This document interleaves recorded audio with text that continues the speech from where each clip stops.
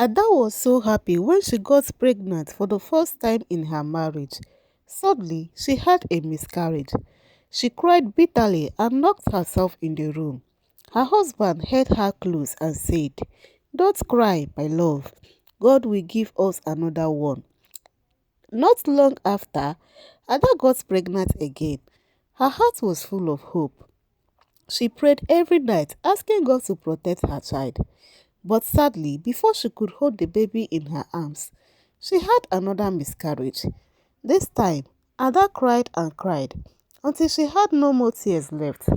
Her pillow always wet with tears, and her heart was full of pain. Then, after some months, she got pregnant again. At first, she was scared, but as her stomach began to grow, her hope returned. She smiled again. Her husband was excited too. They believed that this time nothing would go wrong. But when she was 8 months gone, she had another miscarriage. This time, Ada could not hold back. She screamed in pain and fell to the ground. She felt empty. Her world was dark. She didn't want to eat or talk to anyone. She said to her husband, with tears in her eyes, "I don't want to live anymore. I am tired. What did I do to deserve this? Why me?" Her husband held her tightly and cried too. "Please, my love, don't talk like that. I need you. Don't leave me. God is still with us. One day we will hold our own baby." But Ada's heart was broken.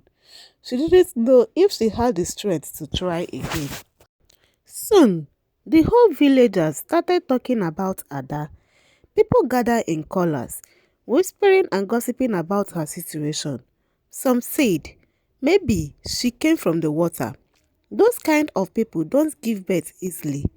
Others said, I think she is possessed, or maybe her family is cursed.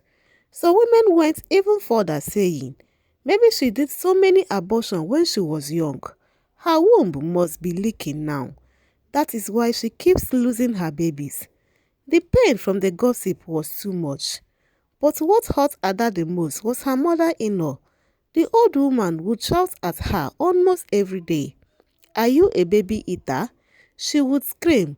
"How can a woman lose 3 children like that? You must be a witch." Ada would just sit on the floor and cry. She didn't know what to say. She didn't have the strength to explain herself anymore. She was broken. One afternoon, her mother-in-law stood in the middle of the compound and shouted, "If you know you can't give me a grandchild, then leave my son alone. Go back to your father's house." Ada didn't reply her. She only sat quietly with tears falling from her eyes. Her chest was heavy, and her heart beating began to slow down. She held her chest and cried so much that it felt like the air was leaving her body. She couldn't breathe well anymore. Her world was full of pain, and she had no one to run to. Chima, Ada's husband, was not left out in the pain. Though he tried to act strong in front of people, deep inside he was broken too. Many times he would go to his farmland and sit quietly under a tree. He would hold his head in his hands and think deeply. He asked himself, what is really the problem? Why does my wife keep losing our babies? What have we done wrong? Is this a punishment or a curse? Chima thought of so many things. He wanted to help his wife. He wanted to take away her pain. He was ready to do anything to stop the miscarriages. But no matter how hard he tried to think, no idea came.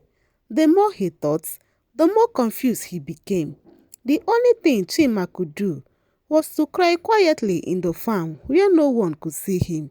His heart was full of sorrow, and he felt pity for his beloved wife.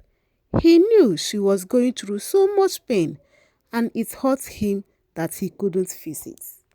Soon, Chima's friends began to call to him with all kinds of advice. They would sit with him at the palm wine joint or in the farm and whisper into his ears. "Chima," one of them said, "you better throw that woman away. She is not ordinary.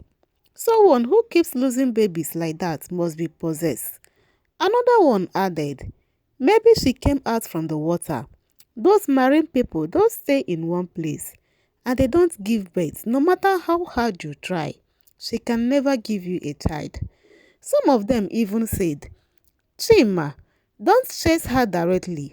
If you send her away with force, she may use her Ogbanje power to harm you and your whole generation. Just marry a second wife. She will live by herself when she sees another woman in the house. Every day, Chima had different advice from different people.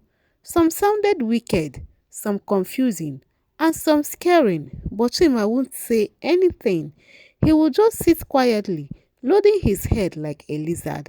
He didn't want to argue, and he didn't want to speak against his wife. Inside him, his heart was heavy. He was lost in thought. He loved Ada, but the pressure was getting too much. He didn't know what to do anymore. All he could do was nod his head like a wizard. Ada also sat many times in silence, wondering what could be the cause of her problem. Her heart was full of questions that had no answers. She would look at the sky and ask herself, why me? What have I done? Is it my fault? Did my late parents commit any sin or sacrilege that is now affecting me? But no voice answered her. The only thing Ada could do was cry and cry until her body became weak. She would wipe her tears, try to calm herself. Then the questions would start again. Is it true that I am an Ogbanje? She asked herself. Is that why I can't keep a baby? But I don't feel strange. I don't even look like one. She would stand in front of a small mirror and stare at her reflection. But I am not too fair like those people they call Ogbanje. They say their skin is always too white and their eyes look strange. But me, I look normal. Then more tears will fall from her eyes. She would hold her chest and say, God, please help me. I am just a poor orphan. I don't have a mother or father. I don't have anyone but you. Please don't allow me to suffer like this. Her voice would shake as she prayed, and her body would tremble in pain. All she had left was hope in God. Chima's mother called her from her bedroom. As soon as he entered, she looked at him with tears in her eyes and said, Chima, my son, please, I want you to marry a second wife, since Ada has decided to be eating up any child that enters her womb. I want to carry my own grandchildren before I join my ancestors. Please remember you are my only son. Chima looked at her and smiled. Don't worry, Mama. You will soon carry your grandchildren. His mother quickly stood up and shouted, what do you mean by that? Do you know that your mates already have 2 or 3 children and you are here wasting your time with that Ogbaje wife of yours? Chima's face changed immediately. Angrily, he replied, Mama, please don't ever call my wife Ogbaje. She is not one and she will never be one. His mother's eyes widened. She held her chest and began to cry. So you are shouting at me now, Chima? Me, your own mother, because of that evil woman? Chima took a deep breath and said, in a firm voice, I respect you a lot, Mama, but I won't let anyone, not even you, insult my wife like that. And with that, he turned and walked away, leaving his mother crying behind him.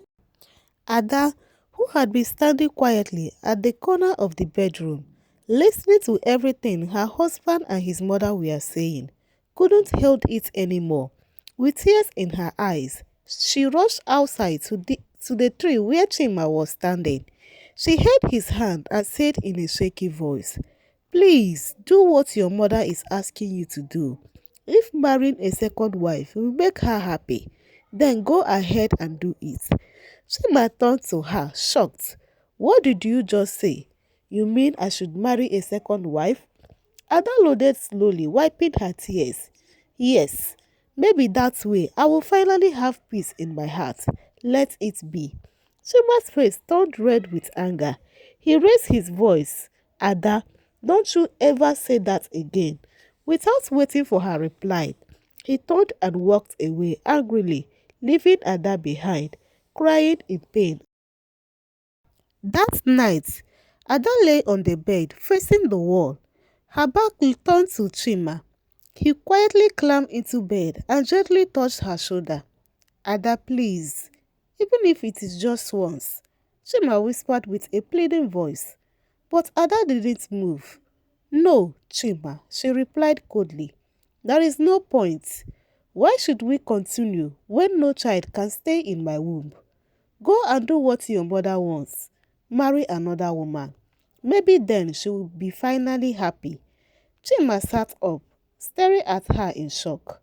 Ada, are you really saying this to me again?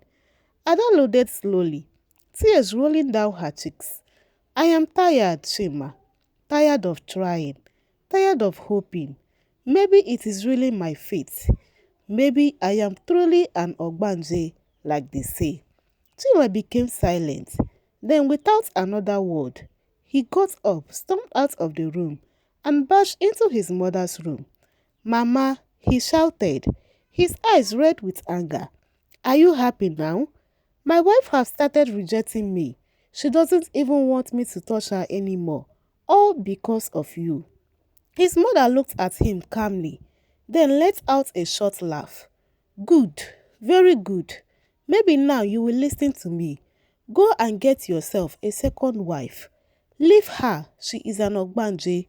Do you want to grow old waiting for a child that will never stay? Chima stood there breathing heavily, not knowing what to say. His heart was heavy and his mind confused. The woman he loved has given up on herself. 1 month later, Chima finally gave in to his mother's pressure and married a second wife named Uju. Uju was a beautiful and kind-hearted woman who spoke softly and respected everyone.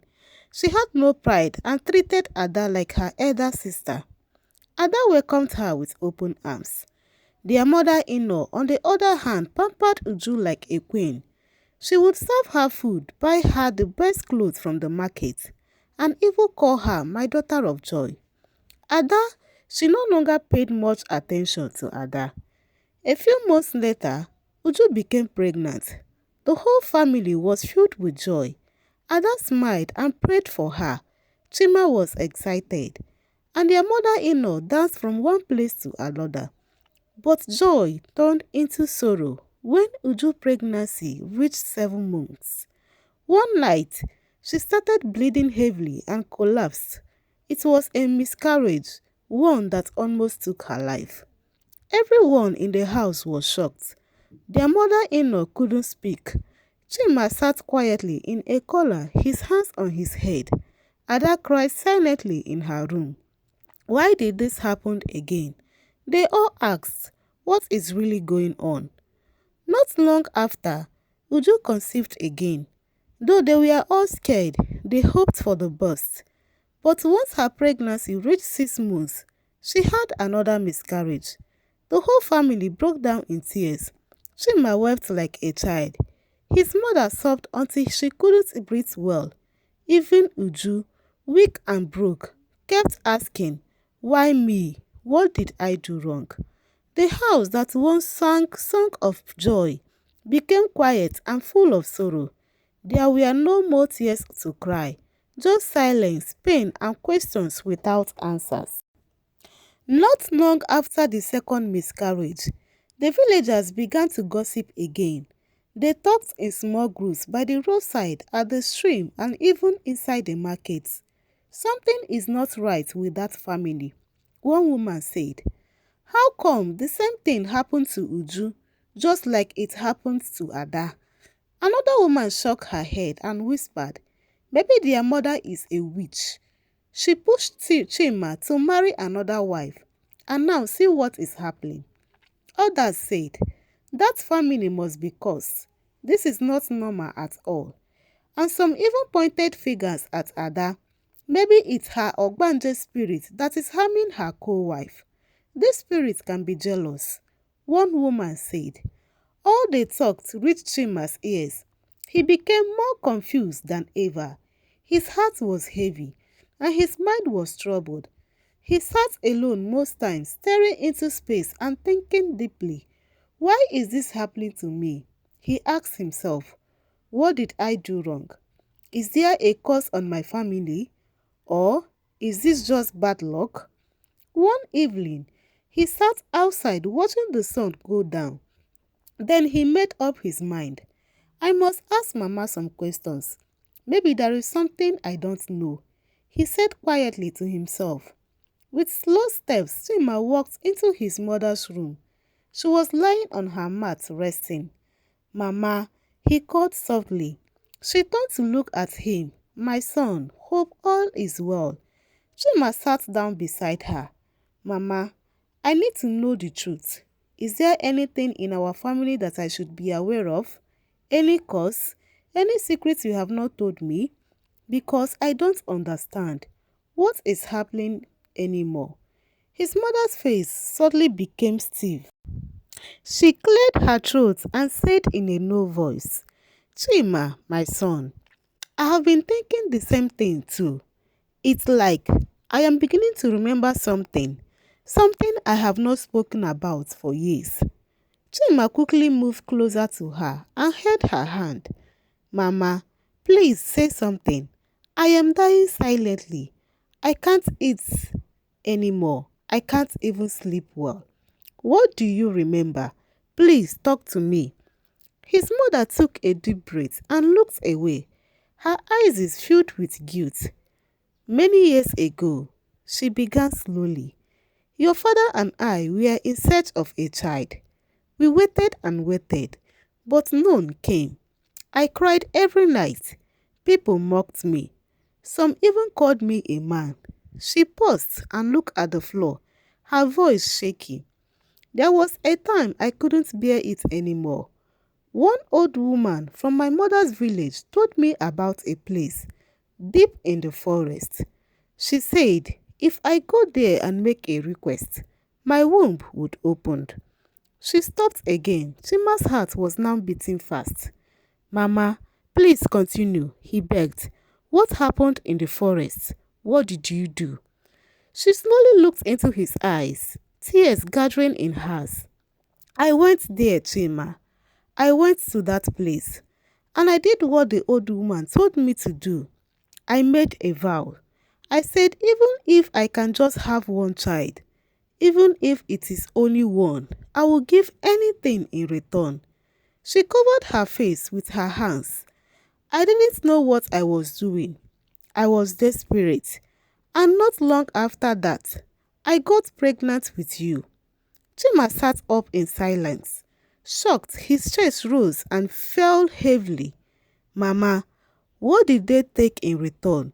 He asked in a broken voice. She didn't answer immediately. She just cried. Only the room was filled with deep silence. She lowered her voice and said, I took a vow, Chima, that my generation will end only on you, that you will be the first and the last, that no child will come after you. Chima quickly stood up, his eyes wide with shock. Mama, he shouted, tears rolling down his cheeks. So you are the cause of all this? You are the one who has been causing me pain all these years. You made a vow that is now destroying my life. His mother knelt down, her hands shaking. My son, please forgive me. I was too desperate. I didn't think. I didn't know it would turn out this way. I had even forgotten about it until now. But Chima was already walking away. He rushed outside, fell on his knees, and sat on the bare ground, crying like a child.